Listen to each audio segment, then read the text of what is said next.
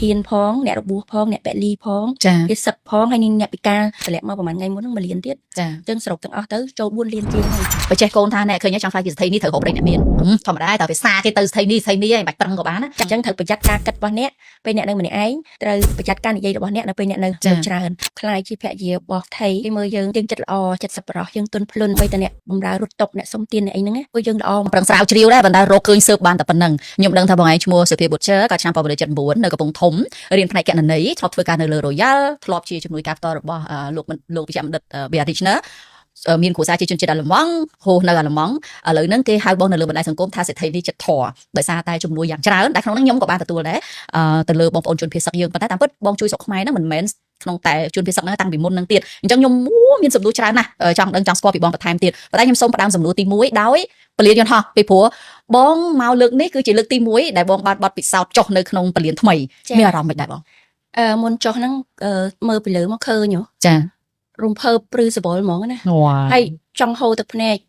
ដូចរំភើបថាយើងមានពលានហោះថ្មីមោទនភាពសម្រាប់ប្រទេសយើងហើយនិយាយទៅ exciting ហើយឡើងដូចថាអូឡើងចង់និយាយទៅយំហ្មងមិនតែគ្រាន់ថាវាមិននិយាយថាទឹកភ្នែកលេងងហើយក៏ទប់ទៅហើយចៃដន្យអីអ្នកគេមកសួរយកអីចឹងក៏អារម្មណ៍តិចទៅក៏អូខេវិញកុំអីនឹងយំបាត់ហើយដូចសំណោះប្រទេសយើងដែលបានសន្តិភាពមកវិញផងហើយយើងបានសមិទ្ធផលថ្មីរបស់ប្រទេសយើងដែរចាស្អាតអញ្ចឹងណាខ្ញុំសឹងតែភ្លេចបាត់ហើយបងព្រោះលើកចុងក្រោយខ្ញុំទៅអាល្លឺម៉ង់ដូចជាយូរហើយបងប្រហែលជា10 ឆ្នាំមុនប៉ុន្តែបើតាមខ្ញុំចាំមិនខុសទេពលានយន្តហោះយើងរាល់ថ្ងៃនេះស្អាតជាងនៅអាល្លឺម៉ង់ទៀតមែនទេបងស្អាតជាងថ្មីយើងស្អាតជាងហើយនិយាយទៅយើងមានគេហៅមានបុតាមានពុទ្ធមានធ្វើអីនិយាយទៅលយស្អាតវា special ហ្នឹងហើយអាល្លឺម៉ង់អីធម្មតា boring ញ៉ៃ sorry អរិយគុណគេតែគេតាមជាអត់អីបងយើងនិយាយជាភាសាខ្មែរយកបកហាងបកជាភាសាអាល្លឺម៉ង់បកក៏អត់អីដែរអូខេបងខ្ញុំចង់ដឹងបន្តិចពីព្រោះបើសិនជាស្ដាប់តាមប្រវត្តិខ្លះបងហើយយើងនិយាយភាសាសាមញ្ញណាគឺបងបានចេញផុតពីភាពក្រីក្រខ្លាយទៅជាសេដ្ឋីនេះហើយក៏រស់នៅអាល្លឺម៉ង់បានយ៉ាងសុខសាន្តប៉ុន្តែបងក៏មិនសុខសាន្តតែម្នាក់ឯងហើយនឹងក្រុមគ្រួសាររបស់ខ្លួនឯងបងក៏បន្តជួយមកស្រុកខ្មែរច្រើនដែរខ្ញុំអាចសុំបន្តិចមុនពេលដែលករណីរឿងជនភេទសឹកនេះព្រោះនេះយើងវាយើងទាំងគេបងអត់មានណាគេរំពឹងទុកថាវារឿងនឹងកើតឡើងអញ្ចឹងបងបានជួយតាំងពីមុនហ្នឹងមែនអញ្ចឹងខ្ញុំចង់ដឹងថាតាំងពីបងចង់និយាយថារួចខ្លួនមកខ្លួនឯងនៅអាល្លឺម៉ង់អីរួចរាល់ហើយបងចាប់ផ្ដើមជួយស្រុកខ្មែរវិញហ្នឹងទៅលើផ្នែកអីខ្លះបងជួយលើកដំបូងបងអស់តាមខ្ញុំទៅដល់អាល្លឺម៉ង់ឆ្នាំ2004កាលហ្នឹងអត់មានលុយមានអីទេពីអ្នកប្អូនស្រីរបស់ខ្ញុំបូនីតាគឺនឹងស្វាមីគឺគាត់តាក់ទងទៅខាងមន្ទីរពេទ្យប្រមូលសម្ភារៈសុំគេ second hand របស់គេគឺ check គ្រឿងម៉ាស៊ីនស្អីគេដូច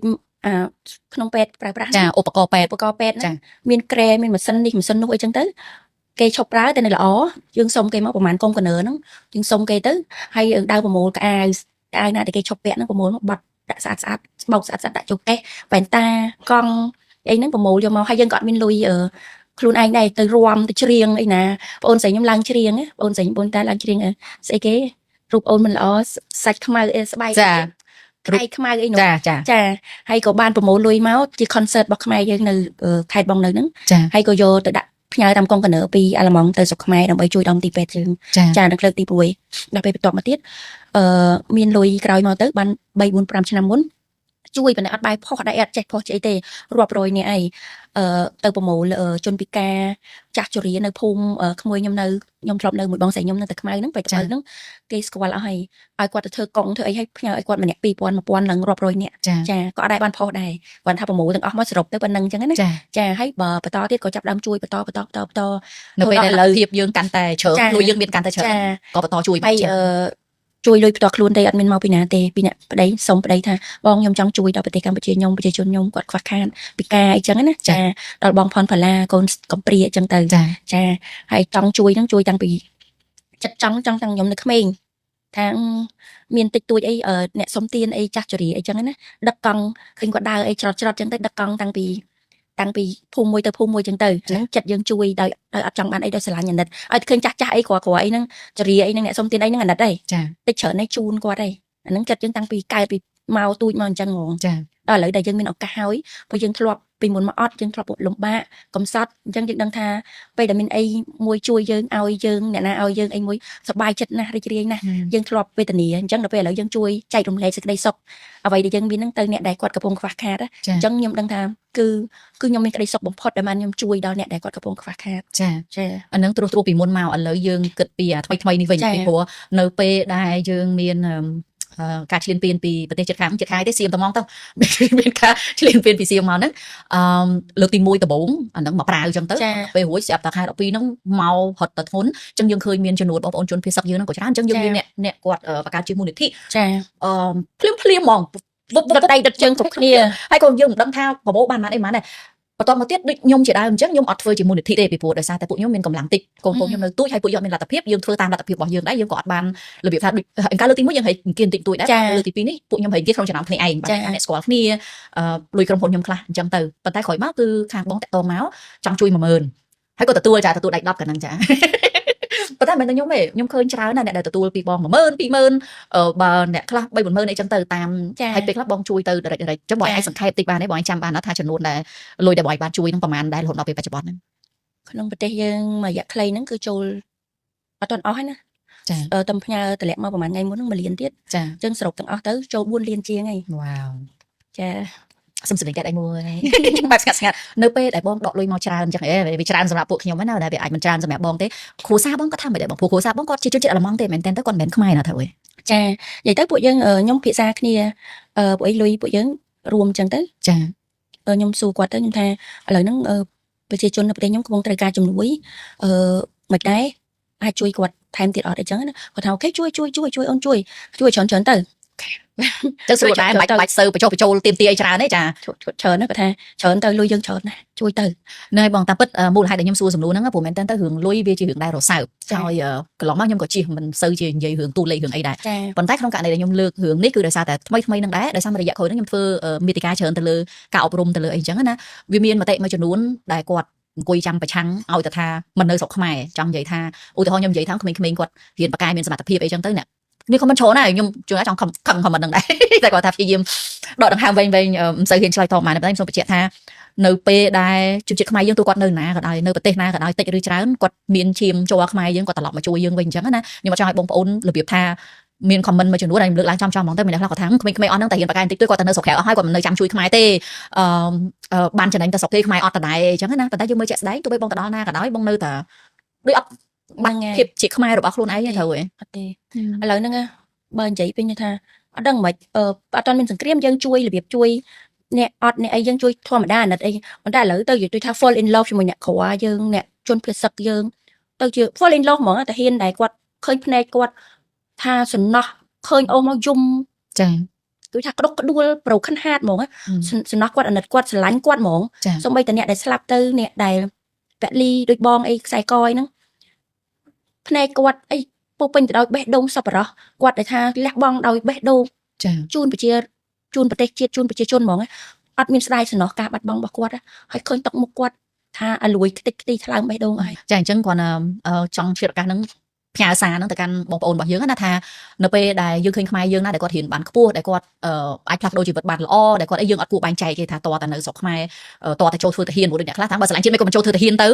ចង់ថាម្នាក់វាអាចមានរូបភាពនៅក្នុងការជួយជាតិរៀងខ្លួនអញ្ចឹងយើងអាចមិនពេញចិត្តនៅជំរឿនរបស់គេប៉ុន្តែយើងអត់គួរវាយប្រហារជាសាធារណៈតតែចេះតតែចោះអញ្ចឹងណាចាហើយដូចបងនិយាយចឹងអ្នកខ្លះក៏គាត់បង្ហាញឲ្យដឹងទៅអ្នកខ្លះក៏អត់ចឹងទៅអញ្ចឹងការដែលយើងឃើញគេធ្វើអីឬមិនធ្វើអីហ្នឹងវាមិនមែនសិតតែជា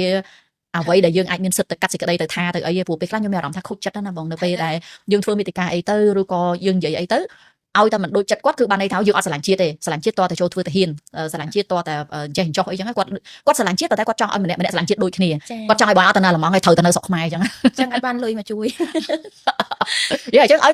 យទៅរីកចម្រើនទៅហើយពេលដែលយើងមានលទ្ធភាពយើងជួយក៏បានកាន់តែច្រើនដែរគាត់អាចយកលទ្ធភាពអីមួយមកជួយចាខ្ញុំសង្កេតឃើញបងភាគច្រើនបងជួយជាលុយព្រោះអានឹ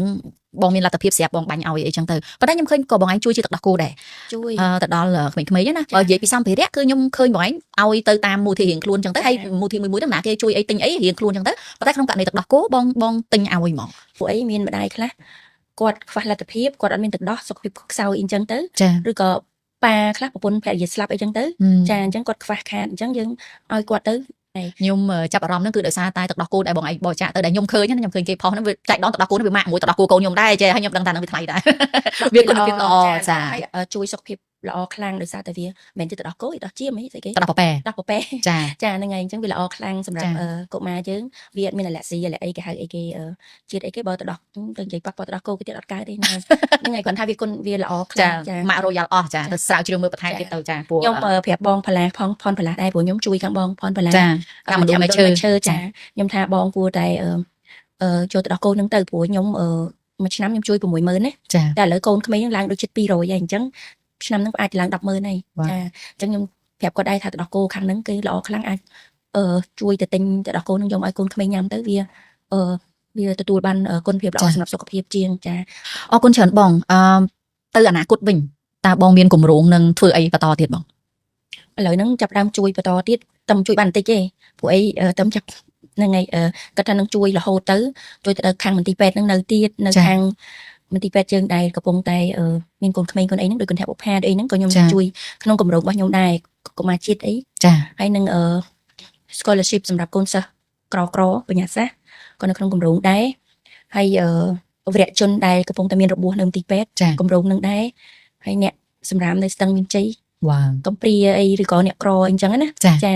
ាហើយឥឡូវនឹងបងផល្លាគាត់រៀបចំមជ្ឈមណ្ឌលមនុស្សចាស់ហ្នឹងហើយឥឡូវកំពុងតែរៀបចំថាត្រូវការថវិកាហ្មងពីខ្ញុំដើម្បីខ្ញុំមិនអាច 100% ប៉ុន្តែគាត់មានរបស់គាត់ខ្លះដែរគាត់ប្រមូលពីនេះពីនោះចឹងទៅហើយខ្ញុំជូនគាត់ហ្មងជូនទៅសម្រាប់សង់មជ្ឈមណ្ឌលហ្នឹងហើយនឹងមួយឆ្នាំសម្រាប់ចំណាយហ្មងចាំគិតទៀតហ្នឹងក៏នៅក្នុងគម្រោងហ្នឹងដែរវ៉ាវល្អមែនតើបងខ្ញុំកាលពីដើមឡើយហ្មងខ្ញុំអត់ចង់ខ្លាចជាអ្នកមានទេខ្ញុំមានអារម្មណ៍ថាខ្លាចជាអ្នកមានហត់ណាមុំតែបានមានហត់ពេកដល់ពេលចឹងហួរសាមញ្ញធម្មតាចឹងទៅប៉ុន្តែដល់ពេលមករយៈក្រោយមកទៀតដូចជា2ឆ្នាំចុងក្រោយហ្នឹងសភាអ្នកមានច្រើនហ៎បងដល់ពេលទៅបាត់ដឹងទេដល់ពេលយើងមានលុយទៅចង់ជួយគេវាបានស្រេចចិត្តយើងមិនសូវខ្វាយខ្វល់ច្រើនមិនសូវអីគេវិក័យប័ត្រអីរបាយការណ៍អីច្រើនដល់ឥឡូវចង់ខ្លាចជាអ្នកមានតែបងចាំខ្ញុំខំប្រឹងតទៀតប៉ុន្តែបងមានក្រុមការងារនៅស្រុកខ្មែរដែលជួយបងចាត់ចែងរឿងអស់ហ្នឹងឯងបងមាន4-5 នាក់ដែរតែគាត់អត់មានបានប្រាក់ខែអីទេគាត់ជួយតែស្ម័គ្រចិត្តចាគាត់ថាខ្ញុំជូនគាត់ប្រហែលចាយអីគ្រួសារគាត់អីនឹងរឿងរបស់ផ្ទាល់អត់មានប្រាក់ខែមានប្រាក់ថ្ងៃអីទេចាគាត់សប្បាយចិត្តនឹងជួយធ្វើឲ្យមានមកពីបងពីការម្នាក់គាត់អត់មានគាត់កបត់ដៃដែរអញ្ចឹងហើយគាត់មើលទៅគាត់ចិត្តល្អស្មោះគាត់ជួយយកព័ត៌មានមកគ្នាគាត់ពីការអ្នកក្រណាគាត់យកគាត់អីអញ្ចឹងគាត់ឆែកមើលថាពិតឬក៏មិនពិតអីអញ្ចឹងចាពីព្រោះនៅពេលដែលស្ដាប់មកប្រើទៅកុំឲ្យបងប្អូនគាត់យល់ច្រឡំថាសុំដឹងតែបានណាបងពីព្រោះក្នុងកំឡុងពេលដែលយើងចង់ជួយយើងចង់ឲ្យការជួយរបស់យើងនឹងជួយទៅដល់អ្នកដែលត្រូវការគាត់អូខេបងខ្ញុំមានសំណួរមួយដែលខ្ញុំចង់ដឹងជាផ្ទាល់ខ្លួនហើយខ្ញុំដឹងថាមានមនុស្សជាច្រើនក៏ចង់ដឹងដែរគឺប្រវត្តិស្នេហាបងឯងម្ដងនិយាយរឿងធ្វើបន់ហើយស្នេហាបងជួបគ្រូសាស្ត្របងឯងនៅណានេះចូលលក្ខណៈចង់ដឹងចង់ចេះរឿងគេជួបនៅអាឡម៉ង់អញ្ចឹងបានន័យថាបងទៅអាឡម៉ង់មុនពេលបងរៀបការមួយគាត់ត្រូវអត់និយាយទៅបងទៅអាឡម៉ង់I don't know how to say បងមា